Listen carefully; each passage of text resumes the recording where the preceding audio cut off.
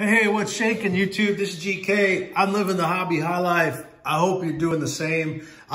Just pretty much like usual, we got some sales going out today, and then we got a kind of a dilemma on our hands with a couple of these cream hunts that we wanted to talk about. But without further ado, first thing we got going out the door, not too long after the news dropped about Lawrence Fournette.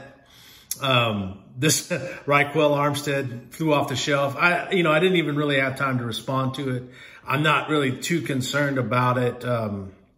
It's a rookie card. We're glad to move that on to somebody else. The situation there in Jacksonville, man, it's crazy. I loved Fournette coming out of college. I thought he was a great back. After a season in Jacksonville, I didn't like him in that system. I don't know where he's going to move on. I don't know what Armstead's potential is, and I think about all the people that the Jags have jettisoned over the past couple of years, and can anybody be successful? If it's Armstead, hey, props to him. But anyway, not to go all football analysis mode, but yeah, kind of a crazy deal. And the card flew right off the shelf. So if you've got these guys, get them to market. Then we got a Lynn Bowden Jr. from 2020 Prestige. Actually, this is the Chronicles draft picks. Cool card. I heard that's a short printed card, and it sold, but I don't know, unproven rookie at this point. We've got a Topps 2008. Yeah, there it goes. Topps 2008 NFL Dynasties, Troy Aikman. Cool looking card. Then we had a 2-card set going out, Topps Chrome from 2019, Riley Austin. So Braves collector picked up back-to-back Riley Austins.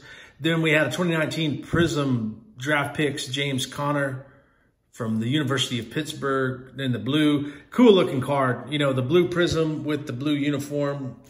Pretty cool movement. Retail purchase, no number there. Then we had a 2018 Donruss Optic DJ Moore. Rated rookie. I love the Optic rated rookies year after year. Something just as simple as, the helmet. That's what makes it, the slight variance in between the Donruss and the Optic for the rated rookie, just adds to kind of the aura for me as a rated rookie collector. Then we got a playoff 2019. Yep, 2019 playoff. Andy Isabella. This is the second down version. It is numbered 9 out of 49.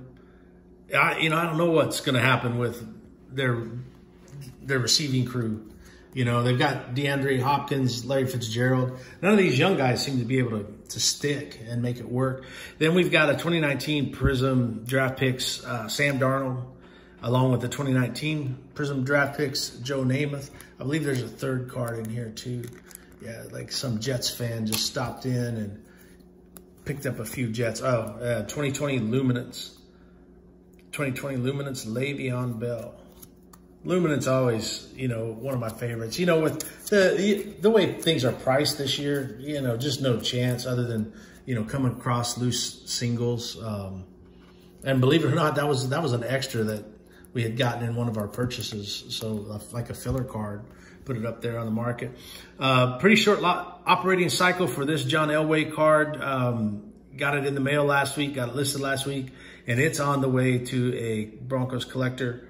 2019 Luminance, and this was the Vintage Materials VM8, I believe is the number, but it's the small logo.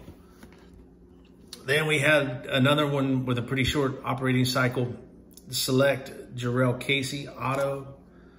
That's from 2019. So 2019, Signatures Prism, 95 out of 99. Got this at a great deal. Moved it along still at a very fair price, So hats off, congrats to a Titans collector out there. These are a lot of fun. These are a lot of fun to mix into your collection. So now that brings us kind of to the dilemma that we're facing. And really the dilemma is with this card here is a 2019 Select Sparks.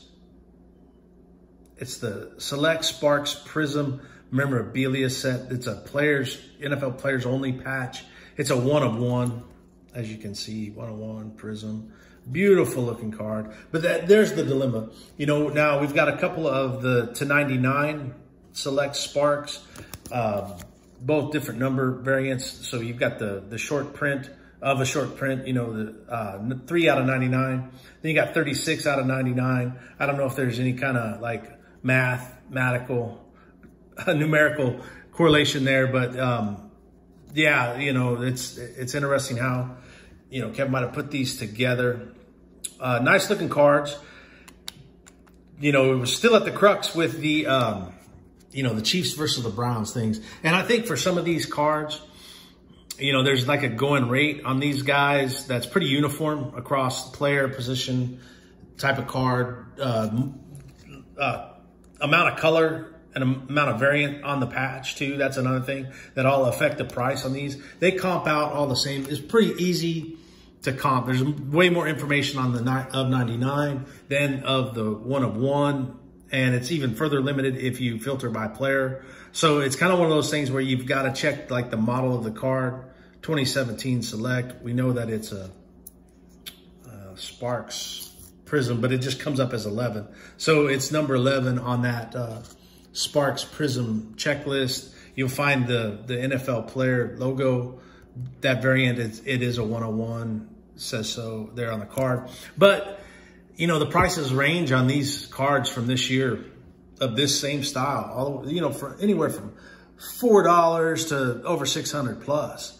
And trying to figure out where Kareem Hunt as a football card fits in on that scale can be pretty daunting. Now, there were several comps, you know, and kind of what it felt like. It's not one of those things, you can read a bunch of charts and everything, but I don't think you can come up with the answer right away. But it just kind of had a feel that this card would go for anywhere between $45 and $70, you know. And if you're on the high end, somebody's going to talk you down. Even if you're on the low end, somebody's going to talk you down. So if you said, hey man, I know that this card, let's say hypothetically, let's say this is an $80 card. And you say, well, it's an $80 card, and that's the lowest I'd take for it. Somebody's going to come in at 60. You know, that's just a lot of people like to try to buy on the low end for whatever reasons.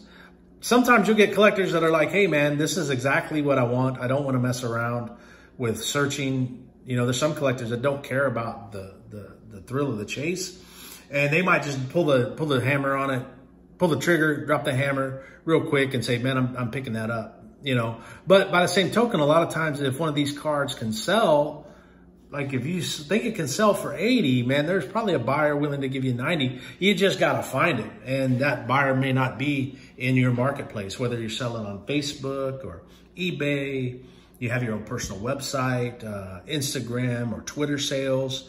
You know, each one of them is going to be a little bit different. So it can be real difficult to get the number you're looking for on this one.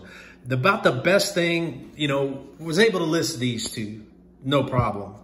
You know, comp them, list them. They're up at a fair price. This one we've listed and then we pulled back, you know. And I think this is one of those things, especially because you've got a player that's not, is not a clear-cut number one. A different team is a huge upside.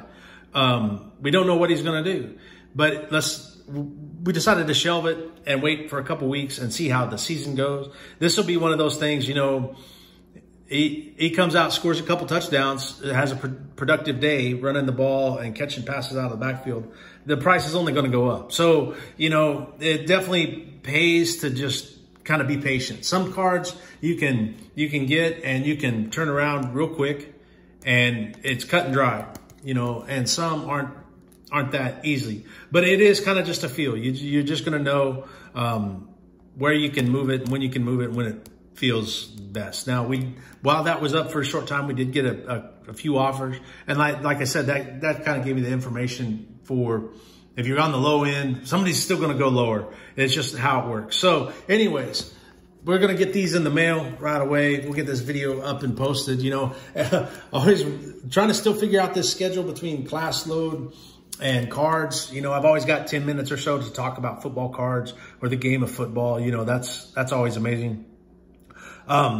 but trying to figure out the best way to do it and keep all the chainsaws juggling in motion at one time. So anyway, as long as we got cards to sell and we'll have cards to talk about on a daily basis. Thanks for stopping by and tuning in. We sure appreciate it. Take care of yourselves. This is GK. I'm living the hobby high life. I hope you do the same, and I'll see you again soon.